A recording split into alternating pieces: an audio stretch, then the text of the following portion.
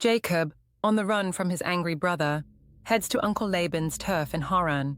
Picture him as a young man with a stick and a bundle, heart pounding, looking over his shoulder for vengeful Esau. One night en route, Jacob camps out under the stars, using a rock for a pillow. Primitive camping, y'all. He dreams of a giant ladder, Jacob's ladder, TM, stretching up to heaven, with angels going up and down like it's a celestial escalator. At the top, God appears and basically passes on the family promise. Yo, I'm the God of your grandpa Abraham and dad Isaac. This land will be yours, your descendants will spread everywhere, and through your family, all nations will be blessed. I got your back, kid. Jacob wakes up, sweat on his brow, and goes, "Whoa, this place is holy, and I slept on rocks?" He sets up that stone pillow as a mini monument, names the place Bethel, House of God, and vows, if God keeps me safe and brings me back home someday, then yep, he's my God for sure. A kind of foxhole prayer, but hey, it's a start. Jacob eventually reaches Uncle Laban's house, and wouldn't you know it, he immediately falls head over heels for Laban's younger daughter, Rachel. Love at first sight by the well. She probably had a great Instagram profile, metaphorically speaking. Rachel is beautiful, and Jacob is smitten to the core. He strikes a deal to work 7 years for Laban in exchange for marrying Rachel. And here the Bible says, those 7 years felt like a few days to him because of love. Oh, cue the rom-com montage of Jacob cheerfully laboring in the fields, daydreaming about Rachel. Finally, the wedding day comes. Big feast, lots of wine, maybe too much wine. And come night, Laban does the old switcheroo. He sends in Leah, his older daughter, as the bride in the dark tent. Leah, we're told, had soft or weak eyes, basically not the head-turner that Rachel is. And Jacob apparently doesn't notice the bait and switch until morning. Surprise, imagine Jacob's face.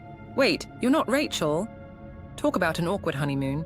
Furious, Jacob confronts Laban, who basically shrugs. In our country, older daughter marries first. Didn't I mention that? But hey, you can marry Rachel too. Just work another 7 years for me, McKay. Laban the scammer strikes again. Jacob is so infatuated with Rachel, he agrees. A week after wedding number 1, he marries Rachel as well.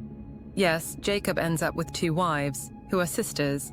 Reality TV producers would drool over this setup. Thus begins the Real Housewives of Haran saga. Jacob loves Rachel more, which naturally makes family dinners super tense. Leah copes by popping out babies like a champ. She gives Jacob one son after another, Reuben, Simeon, Levi, Judah, hoping to earn Jacob's love through a son-bearing arms race. Rachel, meanwhile, struggles with infertility and is jealous of her sister. So Rachel, in a move echoing Grandma Sarah, says, "Jacob, take my maid Bilhah and have kids with her." Boom, 2 sons via Bilhah, Dan and Naphtali. Not to be outdone, Leah's like, "Well, 2 can play that game. Here's my maid Zilpah." Zilpah produces 2 more sons, Gad and Asher. Then Leah herself has a couple more, Issachar and Zebulun, and even a daughter, Dinah. Finally, after years of this baby derby, Rachel's prayers are answered. She has a son, Joseph, Jacob's fave, but we'll get to him in a sec, and later another, Benjamin. In total, Jacob ends up with 12 sons, the future 12 tribes of Israel, across 4 moms plus daughters. If you're keeping score, this family makes a telenovela look tame. Sisters as rival wives, surrogates, jealous spats named after baby battles. The works. After 20 years in Uncle Laban's service, and a lot of sheep-breeding drama we'll skip for sanity, God tells Jacob it's time to return home. Jacob's done being exploited by trickster Laban. Apple doesn't fall far. Both are expert schemers. So Jacob gathers his enormous family, flocks and servants, and sneaks away like a thief in the night.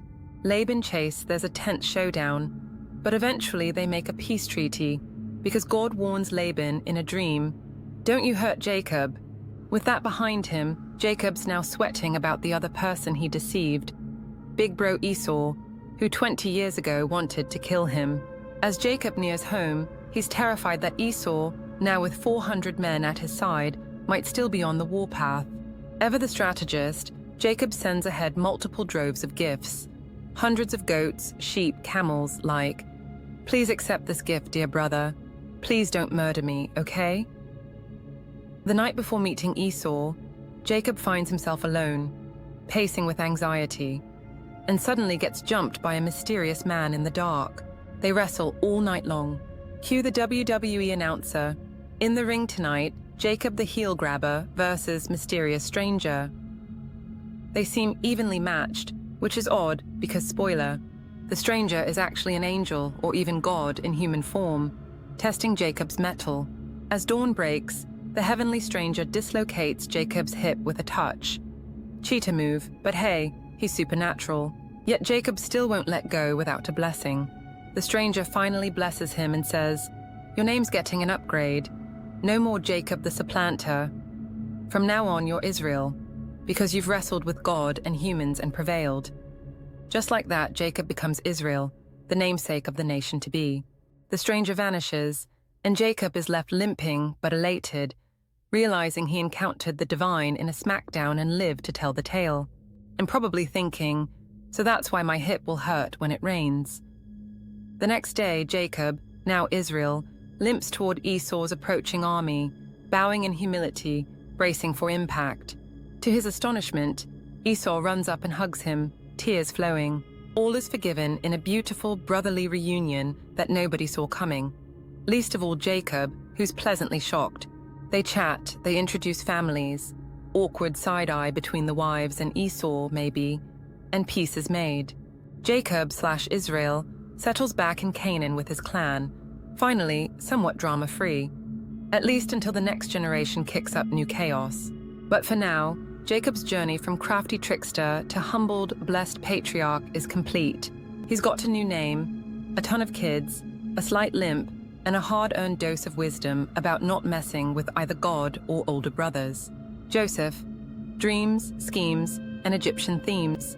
Now, among Jacob's 12 sons, Joseph is the golden child, the firstborn of Jacob's beloved Rachel, and Daddy's clear favorite. How clear? Well, Jacob, now Israel, gives Joseph a fancy coat of many colors, a technicolor dream coat, if you will, that screams, "I'm the favorite." Meanwhile, his brother's got hand-me-downs from the clearance rack. Joseph is about 17 and a tad full of himself, and to make things worse, he starts having dreams. Vivid ones where, symbolically, his whole family bows down to him. And does he keep these dreams to himself? Of course not. He eagerly tells his brothers, "Hey guys, I dreamed all 11 of you were sheaves of wheat bowing to my sheaf." Cool, huh? Also, the sun, moon, and stars, mom and dad maybe, were bowing to me in another dream. The brothers are like, "This little punk. Who does he think he is, our king or something?" Even Jacob gently scolds Joseph for the arrogance, but secretly ponders what it might mean. The stage is set for some grade-A sibling hate. One day, Jacob sends Joseph out to check on his brothers, who are grazing flocks miles away.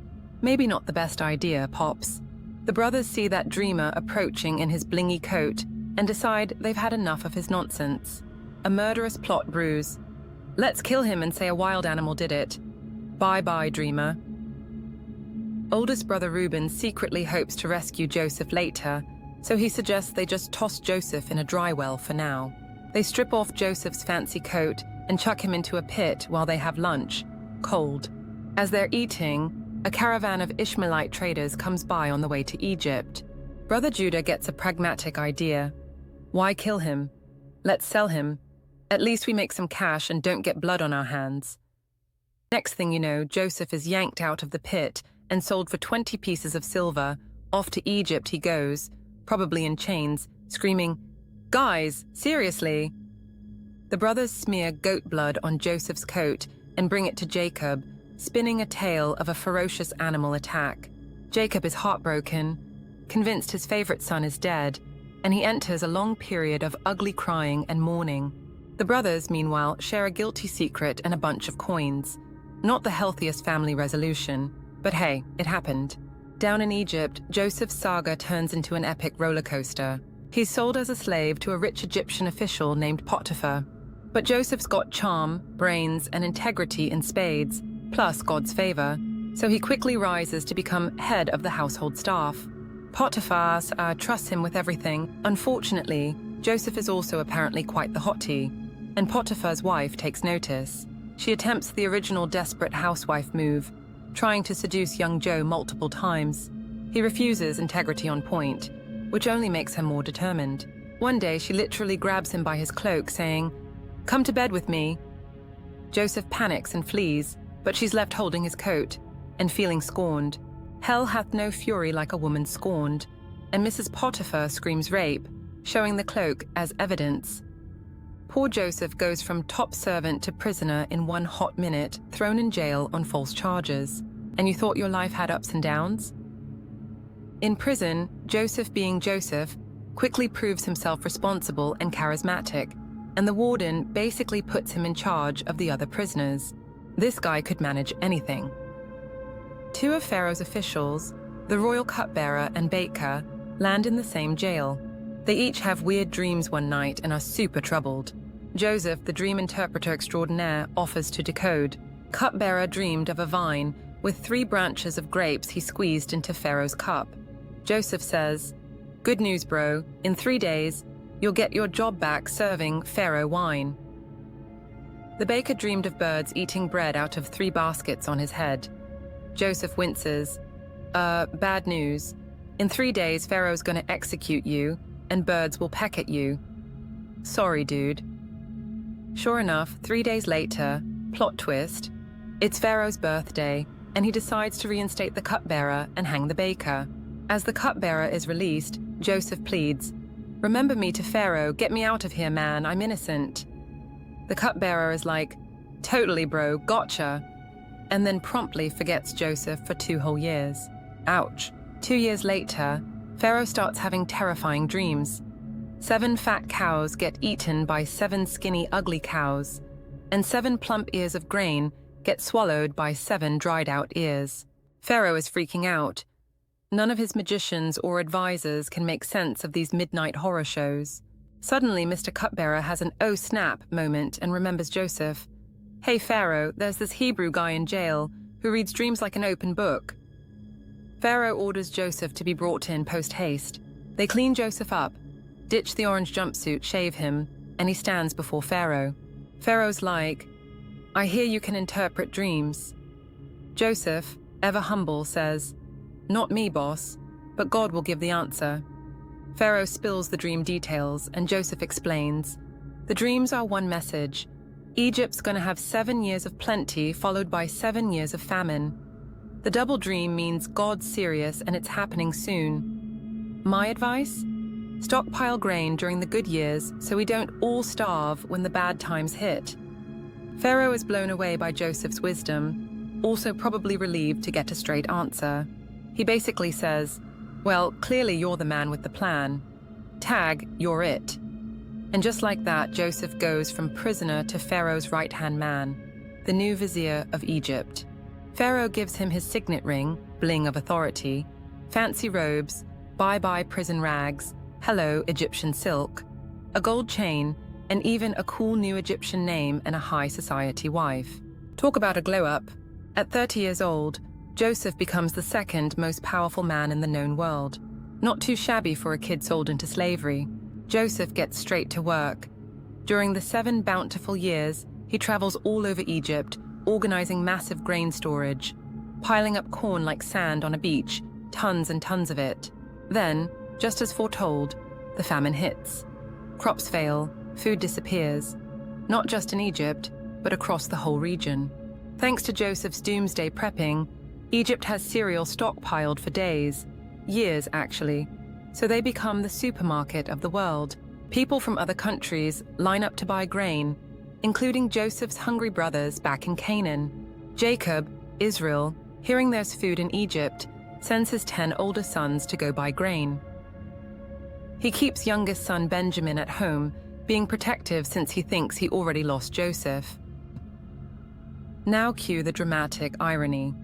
Joseph's brothers arrive in Egypt and bow before the mighty governor to request food, not recognizing him as the very brother they sold. He's older, dressed like an Egyptian, speaking through an interpreter. Plus, who would imagine? But Joseph recognizes them instantly. Cue internal soap opera gasp. Instead of revealing himself right away, Joseph decides to toy with them a bit, a mix of payback and testing if they've changed. He speaks harshly, accusing them of being spies. The brothers panic and protest. "No, sir, we're honest brothers. Well, half honest. Okay, we're 12 brothers, actually 10 here, one at home, one, gone." Joseph presses them for details.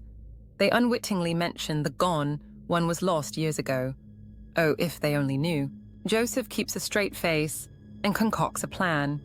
He jails one brother, Simeon, and tells the rest, "Prove your honesty by bringing your youngest brother here. I want to see this Benjamin. Until then, no more grain for you." The brothers freak out, thinking this is punishment from God for what they did to Joseph. Speaking among themselves in Hebrew, they say, "This is karma for Joseph's blood."